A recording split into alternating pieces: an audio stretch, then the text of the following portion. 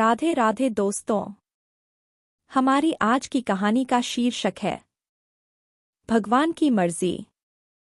एक व्यक्ति गाड़ी से उतरा और बड़ी तेजी से एयरपोर्ट में घुसा। जहाज उड़ने के लिए तैयार था। उसे किसी कार्यक्रम में पहुंचना था जो खास उसी के लिए आयोजित की जा रही था। वह अपनी सीट पर बैठा और जहाज उड़ गया।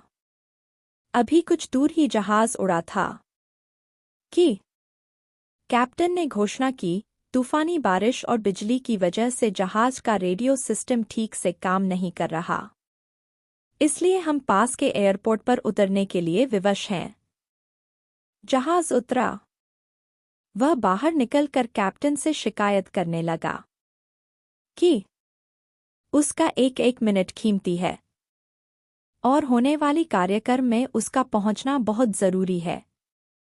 पास खड़े दूसरे यात्री ने उसे पहचान लिया और बोला, डॉक्टर पटनायक, आप जहां पहुंचना चाहते हैं, टैक्सी द्वारा यहां से केवल 3 घंटे में पहुंच सकते हैं।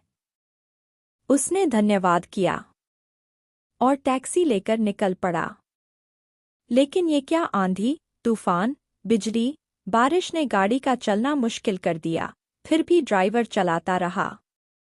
अचानक ड्राइवर को आभास हुआ कि वह रास्ता भटक चुका है।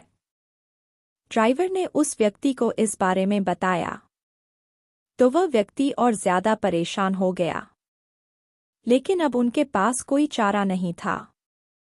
तभी उन्हें नाउम्मीदी के उतार चढ़ाव के बीच एक छोटा सा घर दिखा। इस तूफान में वहीं थनीमत समझकर गाड़ी से नीचे उतरा और दरवाजा खटखटाया। आवाज आई, जो कोई भी है, अंदर आ जाए। दरवाजा खुला है। अंदर एक बुढ़िया आसन बिछाए भगवद गीता पढ़ रही थी। उसने कहा, मां जी, अगर आज्ञा हो तो आपका फोन का उपयोग कर लो।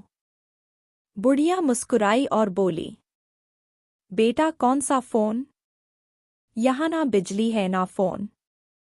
लेकिन तुम बैठो, सामने चरणामृत है, पी लो, थकान दूर हो जाएगी और खाने के लिए भी कुछ ना कुछ फल मिल जाएगा।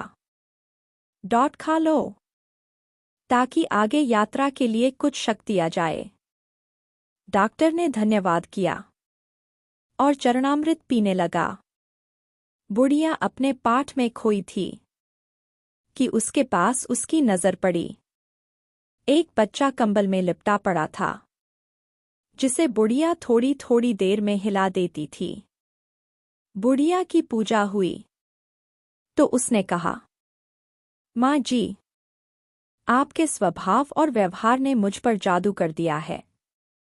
आप मेरे लिए भी प्रार्थना कर दीजिए। यह मौसम साफ हो जाए। मुझे उम्मीद है आपकी प्रार्थनाएं अवश्य स्वीकार होती होंगी। बुढ़िया बोली, नहीं बेटा, ऐसी कोई बात नहीं। तुम मेरे अतिथि हो और अतिथि की सेवा ईश्वर का आदेश है। मैंने तुम्हारे लिए भी प्रार्थना की है। परमात्मा की कृपा है, उसने मेरी हर प्रार्थना सुनी है। बस एक प्रार्थना और मैं उससे मांग रही हूं।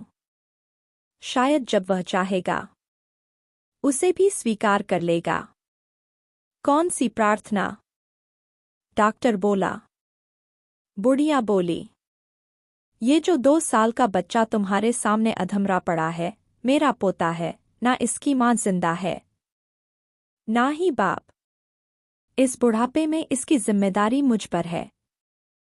डॉक्टर कहते हैं इसे कोई खतरनाक रोग है जिसका वो उपचार नहीं कर सकते। कहते हैं कि एक ही नामवर डॉक्टर है। क्या नाम बताया था उसका? हाँ, डॉ पटनायक। वह इसका ऑपरेशन कर सकता है। लेकिन मैं बुढ़िया कहाँ उस डॉ तक पहुंच सकती हूँ? लेकर जाऊं भी तो पता नहीं वह देखने पर राजी भी हो या नहीं। बस अब बंसीवाले से ये ही मांग रही थी कि वह मेरी मुश्किल आसान कर दे। डॉक्टर की आंखों से आंसुओं की धारा बह रही है। वह भर्राई हुई आवाज में बोला, माई, भगवान ने आपकी प्रार्थना सुन ली। मैं वही डॉक्टर पटनायक हूँ जो आपके बेटे का इलाज कर सकता है। माई, आपकी प्रार्थना ने हवाई जहाज को नीचे उतार लिया, आसमान पर बिजलियां कौंधवा दी, मुझे रास्ता भुलवा दिया ताकि मैं यहाँ तक खींचा चला आऊं। हे भगवान, मुझे विश्वास ही नहीं हो रहा कि एक प्रार्थना स्वीकार करके अपने भक्तों के लिए इस तरह भी सहायता कर सकता है। माई, आप बिल्कुल भी चिंता मत करो। अब आपके बेटे का इलाज मैं करूंगा। आप अभी तूफान रुकते ही मेरे साथ चलो। दोस्तों, वह सर्वशक्तिमान है। परमात्मा के भक्तों, उससे लौ लगाकर तो देखो। जहां जाकर प्राणी असहाय हो जाता है, वहां से उसकी परम कृपा शुरू होती है। दोस्तों, आपको यह कहानी कैसी लगी कमेंट में ज़रूर बताइएगा। अगर पसंद आई हो तो वीडियो को लाइक करें और चैनल पर नए हो तो चैनल को सब्सक्राइब करें। हमारे साथ अंत तक बने रहने के लिए धन्यवाद। जय श्री राधे।